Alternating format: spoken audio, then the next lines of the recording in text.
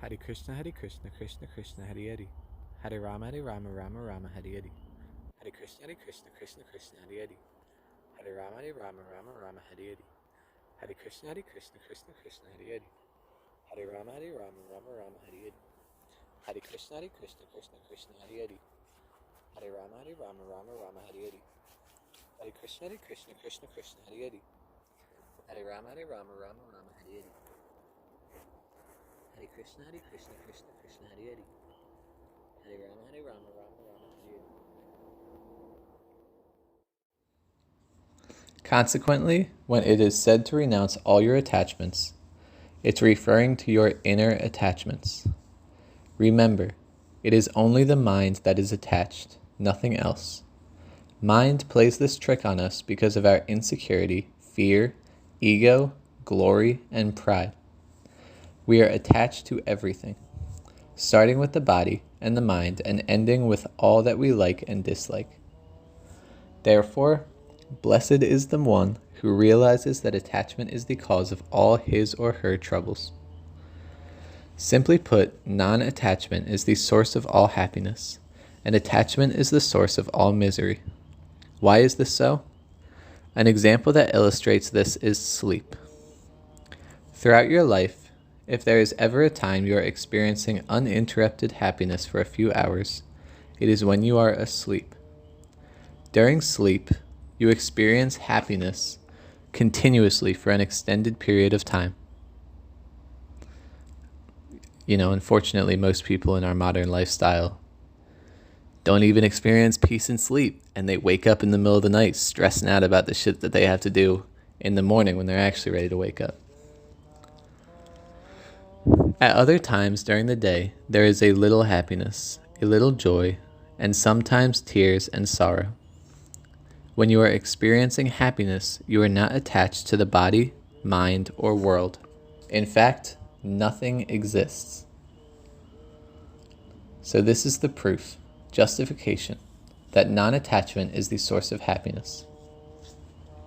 However, talking about non-attachment is one thing, but while living in this world, how does one remain detached? To acquire detachment, one should accept everything as a gift of God.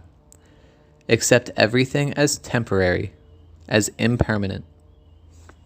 One must cultivate the attitude, now I have a wife, but a few years ago I did not have a wife. Thus, having a wife is just one part of my life, not my entire life. When death comes, we will both meet it alone, not as husband and wife. I have a family, but when it is my time to leave this world, this family will not go with me. While I am here, God has given me this family to care for and to love. Out of love for God, I will honor and respect them, for they are His precious gift to me. Take care of everything and love everyone with a sense of detachment. Become the caretaker, not owner, of all that you have in your life. Become the caretaker, not the owner, of all that you have in your life. When someone gives us a gift, we put it in a special place in our house, and when we look at the gift, our hearts are filled with joy. In the same manner, your family is a gift from the supreme creator of this universe. Thus, treat them nicely. Keep them in a special place in your heart, and feel happiness and joy whenever you see them. Your job is also a divine gift, so work nicely. Work with love. This is the life of detachment. By living this life, you will come to know real bliss. In this verse, a man of true dispassion is presented. A person of true detachment is happy and content within themselves. They realize that the changing world does not give them permanent happiness. They do not care about building a house to live in, nor do they care where they live, since they have truly given up the desire for pleasure. They are happy taking shelter in a temple or under a roadside tree. They have no desire for fine clothes, Thus, they cover themselves with the skin of an animal or the bark of a tree. Internally, so that'd be like, thrift shop type clothes for like applying this to real life. They cover themselves with the skin of an animal or the bark of a tree. Internally, they are also free, or just like, if someone gave you clothes for free, something like that. And it doesn't mean that clothes are wrong. It just, it's talking about happiness. It's not talking about right and wrong.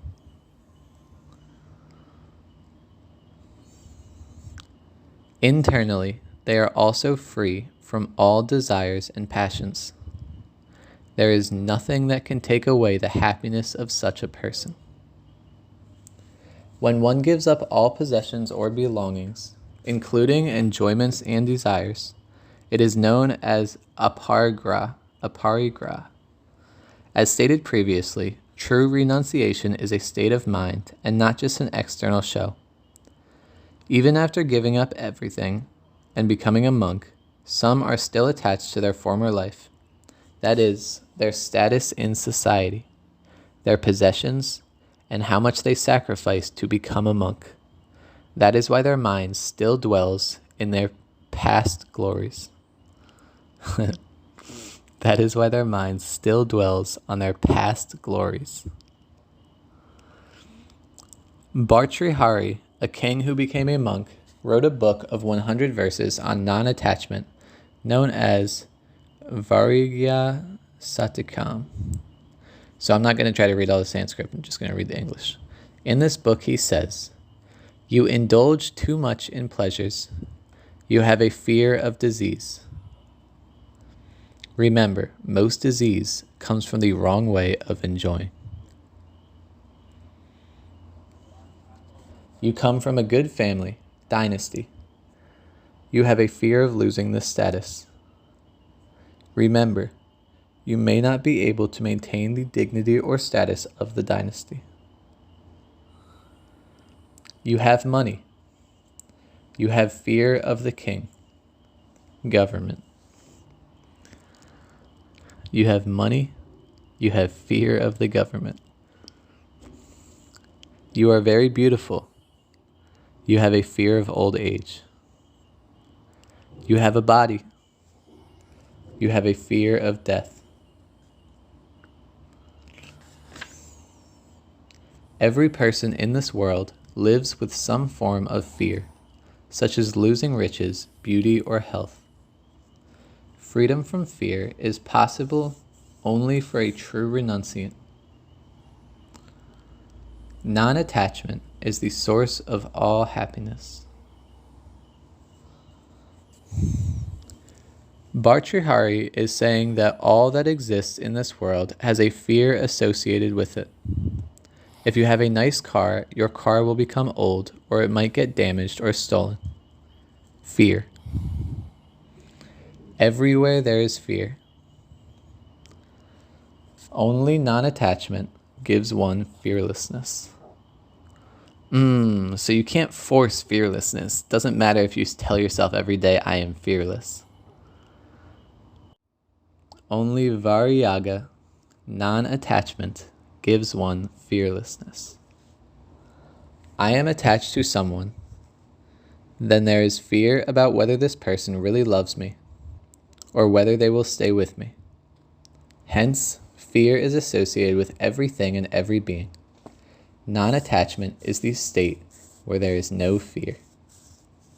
Freedom. Detachment is freedom. The Kaivalya Upanishad, Mantra 3, says, "Through renunciation and detachment, one gets immortality. Only by living a life of understanding will you get immortality." Imagine if we already had all earned immortality as an internal state of being. And then they started talking about COVID. We'd be like, yeah, suck a dick, suck every fucking dick.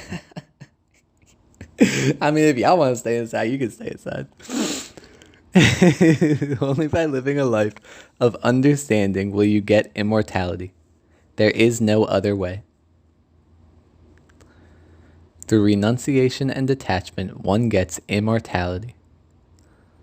Only by living a life of understanding will you get immortality. There is no other way. You're not going to get a vaccine, I promise.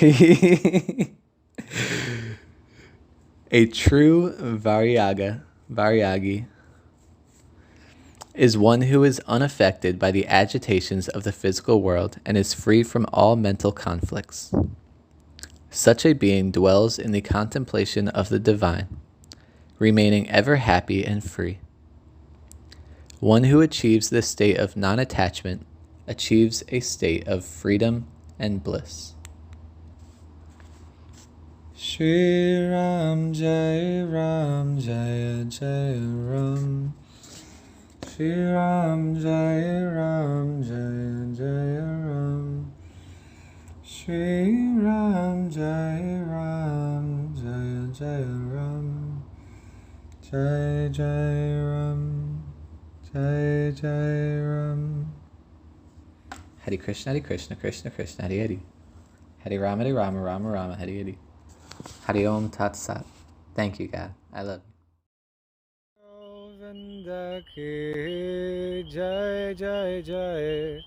Radhe Radhe Govinda ki jai. Radhe Radhe Govinda ki jai jai jai. Radhe Radhe Govinda ki jai.